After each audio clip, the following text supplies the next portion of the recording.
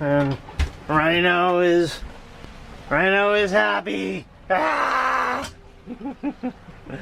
So is, oh no, Teddy Bear, what happened to you? Ouch. There you go. He's doing just fine. You alright? Sure. Alright. Yeah, go talk that. Security, operations. This is United States Coast Guard Sector, New York. United States Coast Guard Sector, New York. New York Harbor, Upper Bay, Sag River. Fighters are advised of an oil recovery operation with deployed gear at the Sag River and vicinity of Arlington Reach to WAS Terminal. All vessels are requested to approach sea at a slow bow in the vicinity and transit caution. Break. This is United States Coast Guard Sector, New York. Out. So that's a report so far. First evening has been great. We have 638 miles to go, and we're under sail at above 5 knots. At this rate, it's going to take like 6 days. 6 days? Yeah. If I can make 125 miles a day, we'll get there in 6 days. Alright, so that's it. I'll talk to you later. Yeah, I'm going to do this.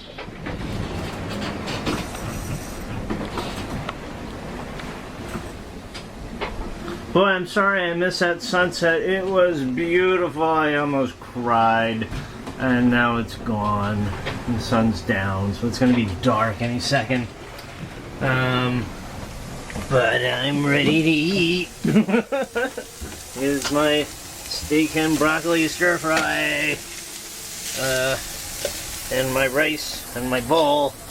And just wanted to show you that. Alright. First meal on the first evening of this voyage. First meal at sea.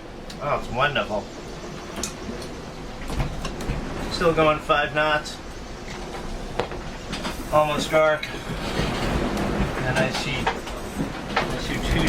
3 ships out there. I don't like it. I'm not going to be able to sleep for more than like 10 minutes at a time all night tonight.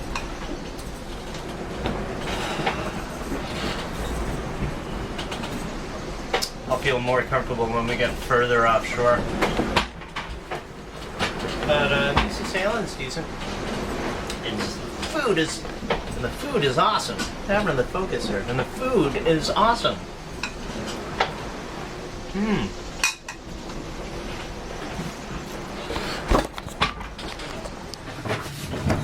Hi, it's Wednesday,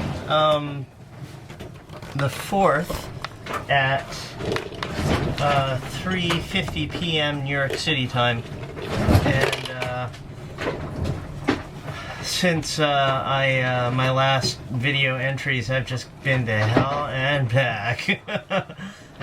Shortly after I had dinner, we got a squall, and it was in the middle of the night, and I had a full main up, which was the big problem. I will never have a full main up again going into the night, because in the middle of the night, when it's totally dark, when you have to scramble to reef the mainsail in heavy air, it's just pandemonium.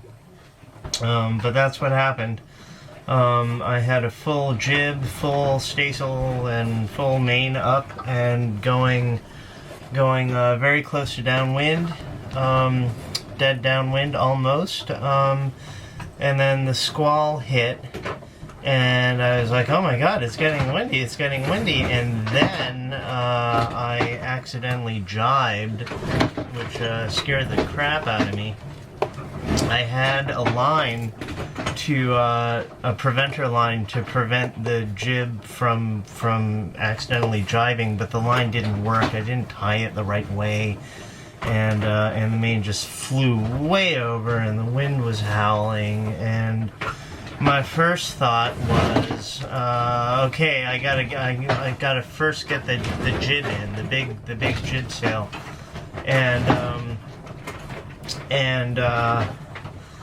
I was worried about accidentally jibing again, so I let the jib go over to the other side, and I guess, I'm rusty and wasn't thinking clearly and was tired and wasn't sure what to do. And I had all the sails flapping like crazy. So I undid the jib sheet to slack the jib, and it flogged like crazy, and I started pulling in on the jib furling line, and then I switched to the winch, and I got the jib all the way in. Then I turned the boat into the wind, hoped that the autopilot could keep it there. The hobby horsing was nuts, and I tried to get the main down, and I lost the main halyard. Yeah, it went all the way up, and so I had no halyard. I couldn't reef it. I had to take it down. I had a spare halyard, which is used for which is supposed to be used for the drifter sail, and I tried to use that, but it's on the forward part of the mast, and it had to go around spreaders and jacklines and the shrouds, and it was dark, and I couldn't see up there to get the line right so that it would at least work, so that I could raise the sail. And I ran down, I turned the spreaders on, came back up and tried to figure out that halyard, and that was even worse because the bright lights of the spreaders were underneath where I was having the difficulty figuring out the halyards. I couldn't see anything. So I figured, oh, this, and I just brought the main down, all of it down, and secured it, and then by then I just had the staysail running, and with the engine I turned the boat back downwind and ran with it. The winds were clocking 30 miles an hour. It was windy. I thought going downwind, even if it was that windy, it wouldn't be that bad, but it was. And I could have handled it much better, but I guess I'm so rusty. And just before I left New York City, when I set up the jib lines, I forgot to put stopper knots at the end of the jib lines, and one of the jib lines went in the water and got stuck in the prop. And the engine was running and forward, and I ran up to the jib line and pulled on it, and it wasn't continuing to get pulled in towards the prop. It was secure down there, and I couldn't pull it up. And so the main halyard went down, the jib halyard got wrapped in the prop. What else is going to go wrong next? This all happened so quick. It was pleasant sailing. I had just had a nice meal, and all of a sudden, boom! Everything was out of control. I got a knife, and I cut the jib line, and I was thinking about turning back to New York City. Thinking, okay, if the line really fouls a prop, then it will just stop the prop from going, and it'll just go chunk, and I'll have no engine, and if that happens, then I'm definitely turning around. But that didn't happen. The engine kept on running, and I really wanted to have a reefed main up in addition to the staysail, but I was just too tired, and it was too windy, and I didn't even want it. It was all wet, and I did not want to go back out on deck. I was exhausted, and really wanted to take a nap. So I just ran the engine and had it on the autopilot and went downwind, luckily on the run line to Bermuda. And I was like, okay, I'll deal with all of this in the morning, because I can't do it right now because it's dark and it's unsafe me being out on deck in this weather in the dark alone. might as well just ride it through the night. And it was only 8:30, by the way. It wasn't. I had a lot of night to go. I was like, might as well ride it through the night and hope the autopilot keeps working in the heavy wind, and I'll deal with everything in the morning. And that's what happened. I took little 20-minute naps all night long down in the main cabin because it got cold, really cold, and I had a little propane heater going.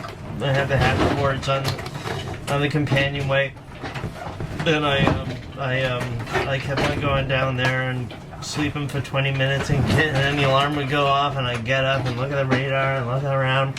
Unfortunately, there were ships all night long. As soon as you get out of New York City on a run line for Bermuda, you run into lots of shipping all over the place. I saw a couple dozen ships, as well as a big fleet of like 4 or 5 big fishing boats.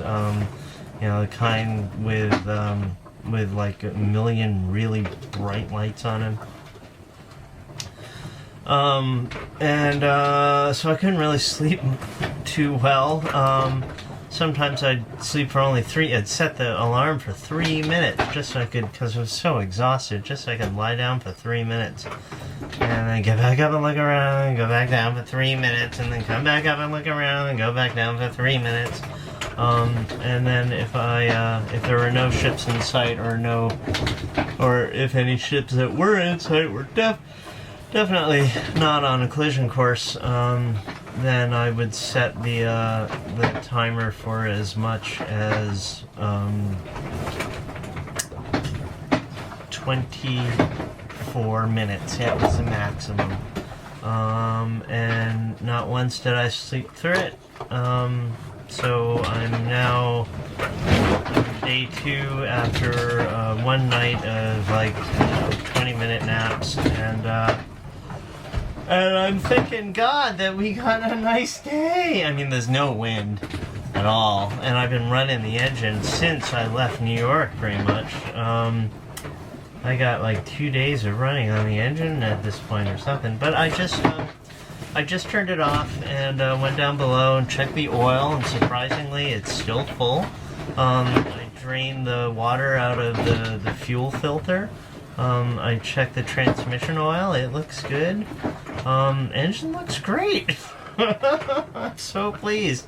The autopilot also is.